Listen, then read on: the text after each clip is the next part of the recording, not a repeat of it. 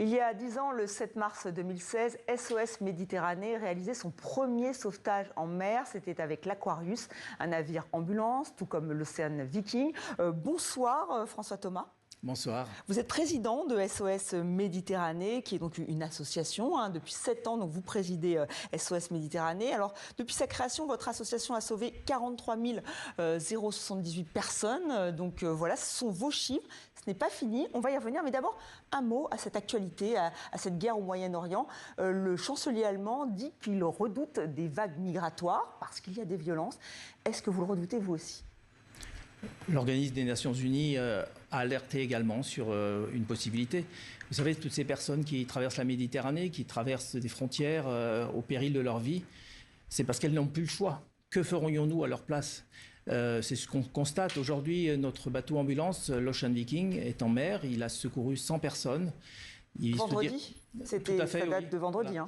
Et il se dirige vers Ancône. À bord, plus du tiers des personnes rescapées à bord sont originaires du Soudan, un pays en guerre.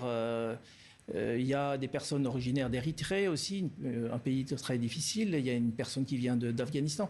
Les personnes n'ont plus le choix. Donc oui, ça peut avoir des conséquences terribles aussi. Les personnes n'ont plus le choix de fuir son pays. Fuir le pays. Et là, on apprend qu'au Liban, finalement, c'est 450 000 personnes qui sont déplacées, ce qui est un chiffre extrêmement important. Alors vous avez embarqué avec vos équipes, vous avez partagé leur mission. Qu'est-ce que vous avez retenu ? Parce que vous venez vous étiez dans la navire marchande, mais c'est pas ça exactement. Mais voilà, vous êtes marin. Je suis capitaine de la marine marchande. J'ai eu l'opportunité d'embarquer une fois sur notre navire ambulance, l'Ocean Viking. Et là, c'est vraiment les personnes qui arrivent à bord, que nous avons secourues, que nos équipes secourent régulièrement, c'est un espace d'humanité. Tout d'un coup, les personnes sont dans un espace d'hospitalité inconditionnelle. On va prendre soin d'elles. Elles ont subi les pires tortures, atteintes à leurs droits humains en Libye, sur leur parcours migratoire. C'est essentiel. Donc, il y a des dizaines de milliers de repas qui sont distribués depuis des années. Nous avons une équipe médicale à bord qui va prendre soin. Donc, à bord, la mission, c'est vraiment de prendre soin de ces personnes. C'est essentiel, c'est les entourer. Elles sont comme des invités, en fin de compte. Mais SOS Méditerranée s'inquiète parce qu'effectivement, votre tâche est devenue de plus en plus compliquée. C'est ce que vous constatez ? On veut vous empêcher de travailler. Je l'ai constaté depuis presque 7 ans que j'ai l'honneur de présider cette association. Il y a des entraves de plus en plus importantes qui, aujourd'hui, sont délibérées, organisées. C'est des politiques inhumaines, finalement, qui sont organisées, systématiques et assumées. Par l'Union européenne Par l'Italie, finalement les États européens. C'est le travail des États européens. On fait le travail des États européens de ce sauvetage en mer. C'est la société civile qui le fait. Et aujourd'hui, nous sommes des témoins gênants. Vous savez, l'année dernière, il y a eu plus de 65 000 personnes qui sont arrivées en Italie par la mer.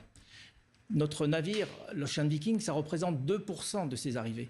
Nous sommes vraiment pas nous sommes là parce que c'est un devoir de tendre la main.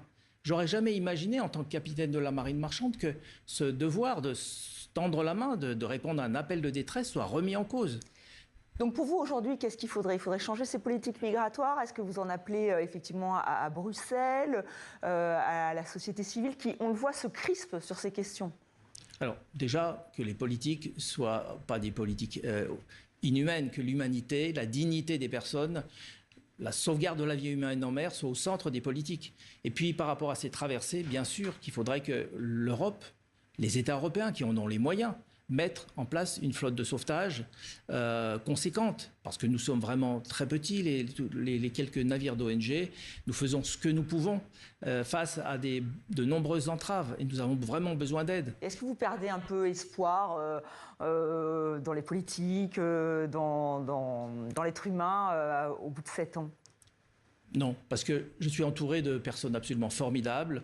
Nous avons plus de 1000 bénévoles en France. Nous avons des dizaines de milliers de donateurs. Nous avons besoin d'aide, oui, besoin d'aide parce que le sauvetage en mer, ça coûte très cher, 24 000 € par jour. Nous avons besoin d'aide, mais je suis épaté par la solidarité qui nous entoure de la société civile face à justement ces politiques inhumaines européennes. Et nous sommes toujours là et nous serons toujours là à continuer à tendre la main parce que C'est notre mission et c'est notre devoir d'humanité, tout simplement. Merci François Thomas d'avoir accepté notre invitation.